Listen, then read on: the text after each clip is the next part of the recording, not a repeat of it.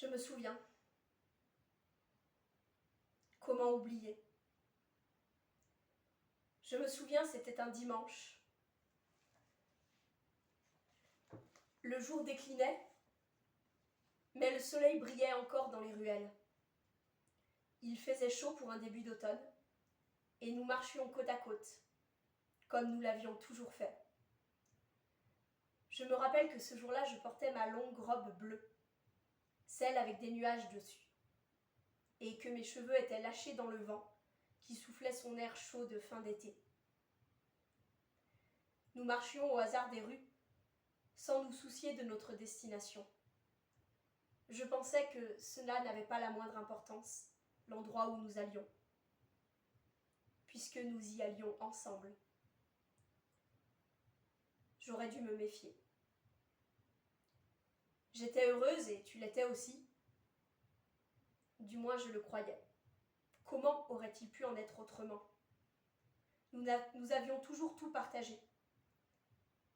Nos humeurs, nos envies, nos rêves. Tu m'étais liée pour la vie, me semblait-il.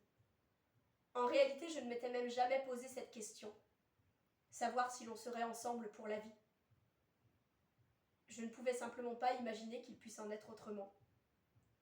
Nous n'avions jamais eu de désaccord. Quand je voulais aller quelque part, tu me suivais. Fais encore avec moi. Et parfois c'est toi qui décidais de l'endroit où nous allions.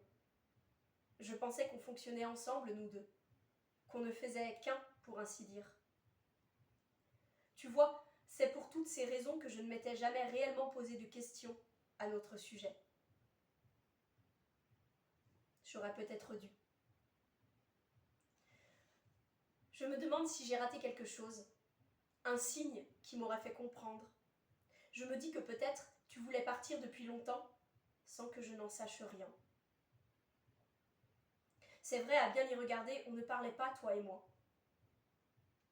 Mais je ne m'en suis jamais inquiétée. Je pensais qu'on n'avait pas besoin de mots, parce que ce qu'il y avait entre nous était au-delà. Qu'on se parlait avec des gestes, des regards, avec le cœur, quoi. J'étais naïve. J'aurais dû me méfier. Maintenant, avec le recul, j'aurais aimé qu'on se parle, nous deux. Tu aurais pu me dire ce qui n'allait pas, et on aurait trouvé le moyen de tout arranger. C'est lâche, ce que tu as fait.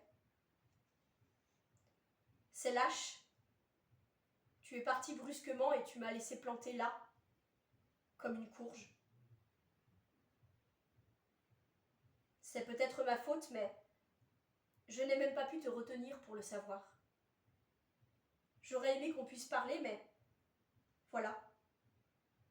On ne se parlait pas, toi et moi. Je me souviens exactement de ce que j'ai ressenti ce jour-là.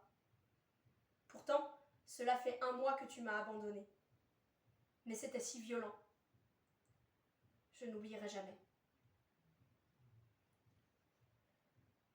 Nous marchions côte à côte et nous étions heureuses. Du moins, moi, je l'étais. Nous n'allions nulle part en particulier. Nous allions partout. On avait tout notre dimanche devant nous. Le jour déclinait, mais le soleil nous éclairait encore de ses chauds rayons d'octobre. Nous marchions et soudain, alors que je tournais au coin d'une rue, c'est comme si on m'avait écartelée. Je me suis arrêtée au milieu de la chaussée.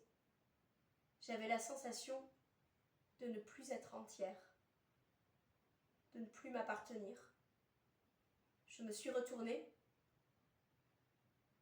et tu n'étais plus là.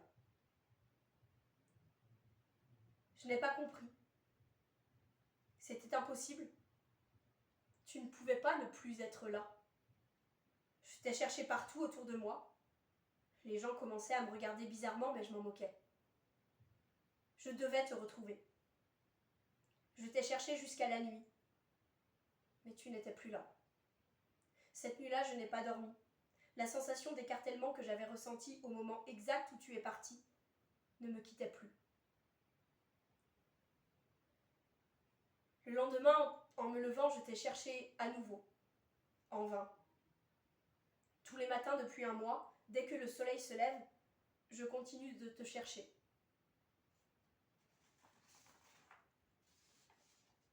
Mais tu es vraiment parti. Et je ne comprends pas comment c'est arrivé. Pourquoi c'est arrivé. Et surtout, au-delà de ce que je ressentais pour toi, de ce que nous partagions ensemble, je n'arrive pas à m'expliquer comment il est biologiquement ou scientifiquement possible de perdre son ombre. Je n'ai trouvé à ce jour aucune explication rationnelle. J'ai cherché dans tous les livres que j'ai pu trouver. J'ai parlé avec tous les chamans que je connais. Et tous, livres comme chamans, s'accordent pour dire que ce qui m'est arrivé est impossible. Et pourtant, tu n'es plus là. J'aurais vraiment voulu qu'on se parle, toi et moi, pour que tu m'expliques, que tu me dises ce qui n'allait pas entre nous. Quand je pense à ma situation, j'ai l'impression d'être une folle à l'asile. J'ai perdu mon ombre au détour d'une ruelle.